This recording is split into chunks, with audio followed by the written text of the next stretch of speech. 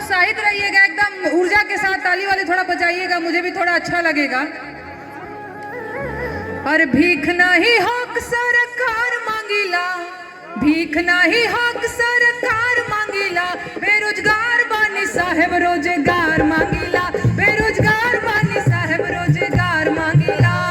भीख नहीं हक सरकार मांगीला, भीख नहीं हक सरकार मांगीला, बेरोजगार बानी साहेब रोजगार मांगीला, बेरोजगार बानी साहेब रोजगार मांगीला।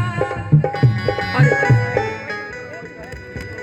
आप लोग ताली नहीं बजा रहे हैं तो फिर मजा नहीं आ रहा है। जोरदार ताली बजाइए भाई, आप लोग नेहा जी को सुन रहे हैं, आप सबसे आग्रह है कि जोरदार ताली बजाइए। मुझे भी थोड़ा अच्छा लगेगा। सारे लोग दोनों हाथों से कैमरा ही पकड़े हुए हैं, मेरा भी मनोबल थोड़ा बढ़ाइए।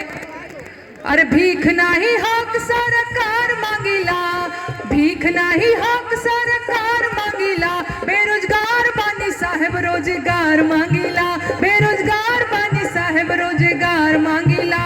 और देश के इकोनॉमी के बैठ गइल भाटा, देश के इकोनॉमी के गाइए, देश के इकोनॉमी के बैठ गइल भाटा, बैठ गइल भाटा, बैठ गइल भाटा, भाटा हो बैठ गइल भाटा। आँख खोला देखा मालिकार होवे झूठा, आँख खोला देखा मालिकार होवे झूठा। खेत बाड़ी जमीन बधार मांगीला, खेत बाड़ी जमीन बधार मांगीला, बेरोजगार बानी साहेब रोजगार मांगीला, बेरोजगार बानी साहेब रोजगार मांगीला। और 2 करोड़ नौकरी देवे के रहे वादा, 2 करोड़ नौकरी दे के रहे वादा।